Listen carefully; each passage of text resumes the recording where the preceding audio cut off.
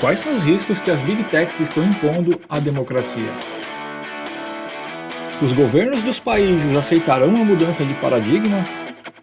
E quais os impactos de tudo isso às nossas vidas?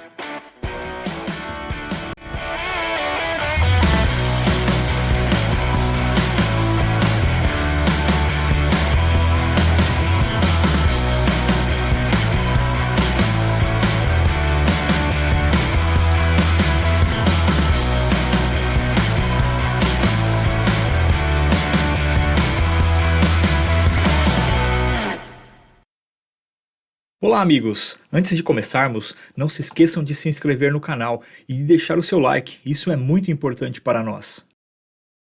A conveniência das Smart Homes pode valer muito a pena, mas isso cabe a cada um de nós decidir, e é preciso entender bem qual é o verdadeiro custo.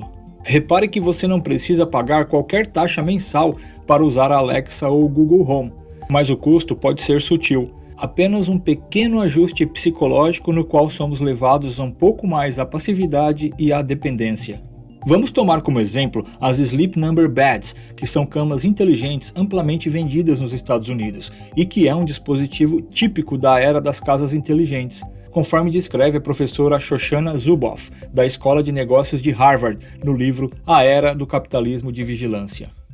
A cama vem com um aplicativo que você precisa instalar para obter todos os benefícios. Mas espere aí, são benefícios para quem? Bem, para saber isso, você precisaria dedicar algum tempo para ler a política de privacidade do aplicativo, que tem 16 páginas. Lá, você vai ler sobre compartilhamento com terceiros, parceiros para análises, publicidade direcionada e muito mais. Enquanto isso, os termos de uso especificam que a empresa pode compartilhar ou explorar suas informações pessoais, mesmo depois de desativar ou de cancelar a sua conta no aplicativo. Você é informado unilateralmente de que a empresa não atende às especificações de notificação de não rastrear o seu dispositivo. E apenas por curiosidade, a cama também captura os ruídos no seu quarto. Isso não é brincadeira. A lógica dos negócios por trás das casas inteligentes é trazer os padrões íntimos das nossas vidas para a economia da vigilância, que funciona como uma espécie de espelho, é unidirecional. Cada vez mais, todos os aspectos das nossas vidas, seja as nossas vozes, nossas expressões faciais, nossas afiliações políticas e as nossas predileções intelectuais, são expostos como dados a serem coletados por empresas, que por sua vez guardam com sigilo militar os algoritmos pelos quais usam essas informações para determinar o mundo que nos é apresentado. Por exemplo, quando inserimos alguma palavra nos mecanismos de buscas como o Google ou em nossos feeds de notícias. Além disso, eles também podem determinar a nossa posição na economia e a nossa reputação. As agências de classificação de crédito e as seguradoras adorariam nos conhecer mais intimamente e certamente a Alexa e o Google Home podem ajudar muito com isso. Saindo um pouco da esfera técnica, os juristas conservadores há muito criticam a mudança de poder do Congresso para o Estado administrativo, que busca contornar a legislação e governar através de decretos executivos, por meio de decisões administrativas. O apelo desse movimento é que ele evite o esforço de persuadir os outros, ou seja, os inconvenientes da política democrática.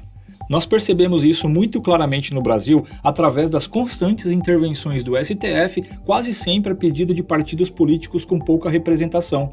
Todos os argumentos que os conservadores fazem sobre o Estado administrativo também se aplicam a essa novidade, que é chamada de governança algorítmica, que opera por meio de inteligência artificial desenvolvida no setor privado.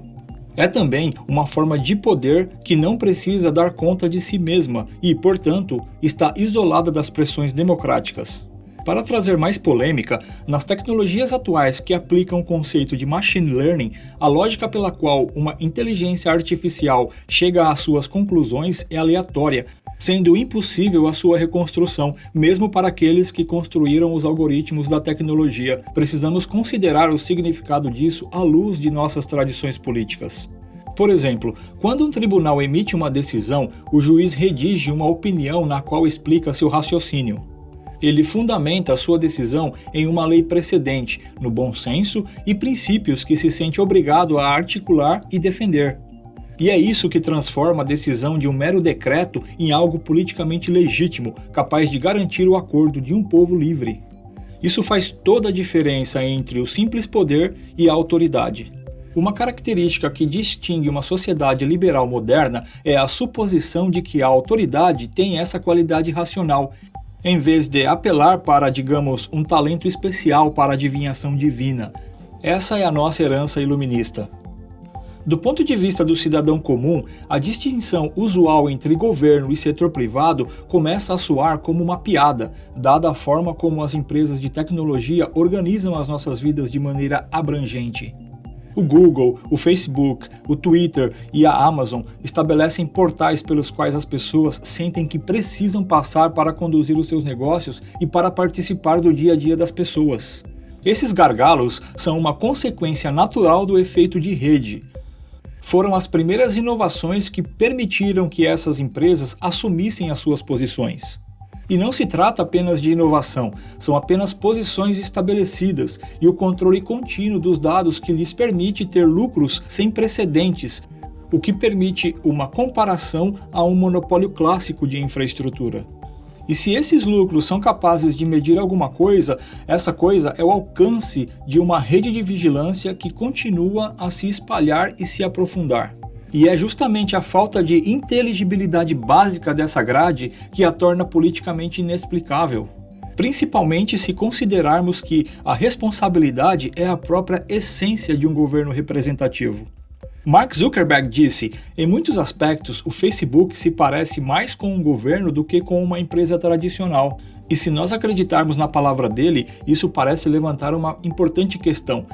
Os governos dos países estão dispostos a tolerar a existência de um governo rival em seu próprio território? Isso soa muito estranho, principalmente quando pensamos em soberania.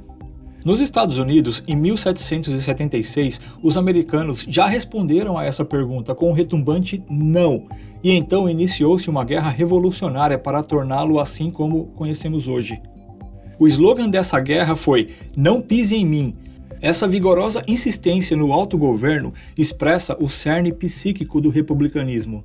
A senadora Amy Klobuchar aponta em seu livro Antitrust que o slogan foi dirigido em particular à concessão de cartas de monopólio pela coroa britânica para empresas que controlavam o comércio com as colônias.